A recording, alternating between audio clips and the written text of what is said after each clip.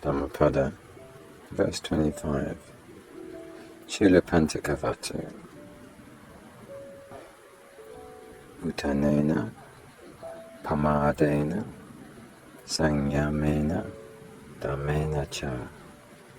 Dipang, kairata medavi, yang ogo navikerati. 25. Through diligence, mindfulness, discipline with regard to moral precepts, and control of his senses, let the man of wisdom make of himself an island which no flood can overwhelm. The story of Culapanthaka, while residing at the Veluvana monastery, the Buddha uttered verse 25 of this book with reference to Culapanthaka, a grandson of a banker of Rajaga. The banker had two grandsons named Mahapanthaka and Culapanthaka. Mahapanthaka, being the elder, used to accompany his grandfather to listen to the religious discourses. Later, Mahapanthaka joined the Buddhist religious order, and in course of time became an arahant. Culapanthaka followed his brother and became a bhikkhu, but because in a previous existence, in the time of Kassapa Buddha, Culapanthaka had made fun of a bhikkhu who was very dull. He was born a dullard in the present existence. He could not even memorize one verse in 4 months. Mahapanthaka was very disappointed with his younger brother, and even told him that he was not worthy of the order. About that time, Jivaka came to the monastery to invite the Buddha and the resident bhikkhus to his house for a meal. Mahapanthaka, who was then in charge of assigning the bhikkhus to meal invitations, left out Culapanthaka from the list. When Culapanthaka learned about this, he felt very much frustrated and decided that he would return to the life of a householder. Knowing his intention, the Buddha took him along and made him sit in front of the Ganda Kuji hall. He then gave a clean piece of cloth to Culapanthaka and told him to sit there facing east and rub the piece of cloth.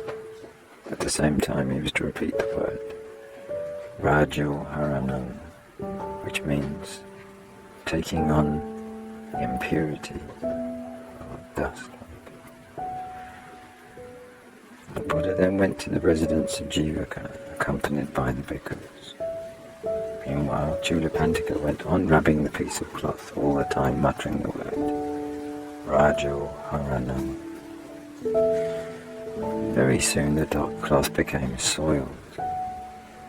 Seeing this change in the condition of the cloth, Culapanthaka came to realize the impermanent nature of all conditioned things. From the house of Jivaka, the Buddha, through supernormal power, learnt about the progress of Culapanthaka. He sent forth his radiance, so that to Culapanthaka, the Buddha appeared to be sitting in front of him, saying, "It is not the piece of cloth alone that is made dirty by the dust. Within oneself also there exists the dust of passion, raga, the dust of ill will, dosa, and the dust of ignorance, moha, i.e. the ignorance of the Four Noble Truths. Only by removing these could one achieve one's goal and attain arahantship." Culapanthaka got the message and kept on meditating, and in a short while attained arahantship, together with analytical insight. Thus Culapanthaka ceased to dullard. At the house of Jivaka, they were about to pour libation water as a mark of a donation. But the Buddha covered the bowl with his hand and asked if there were any bhikkhus left at the monastery. On being answered that there were none, The Buddha replied that there was one and directed them to fetch Culapanthaka from the monastery. When the messenger from the house of Jivaka arrived at the monastery, he found not only one bhikkhu, but 1,000 identical bhikkhus. And they all had been created by Culapanthaka, who by now possessed supernormal powers. The messenger was baffled, and he turned back and reported the matter to Jivaka. The messenger was sent to the monastery for the second time, and was instructed to say that the Buddha summoned the bhikkhu by the name of Culapanthaka. But when he delivered the message, 1,000 voices responded, "I am Culapanthaka." Again baffled by turn, he turned back for the second time, and then he was sent to the monastery for the third time. This time he was instructed to get hold of the bhikkhu who first said that he was Culapanthaka.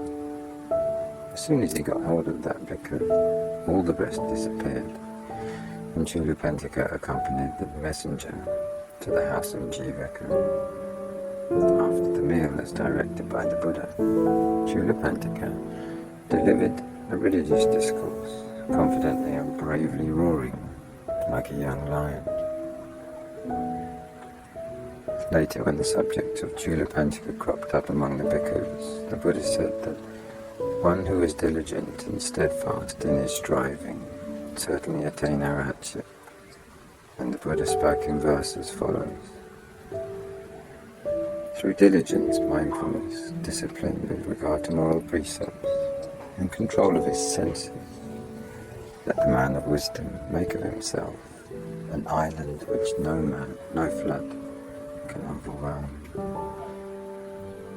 Uttanena, pamadena, sanyamena, dhammena cha, dipam, kayurata medhavi, yang ogo nabikirati.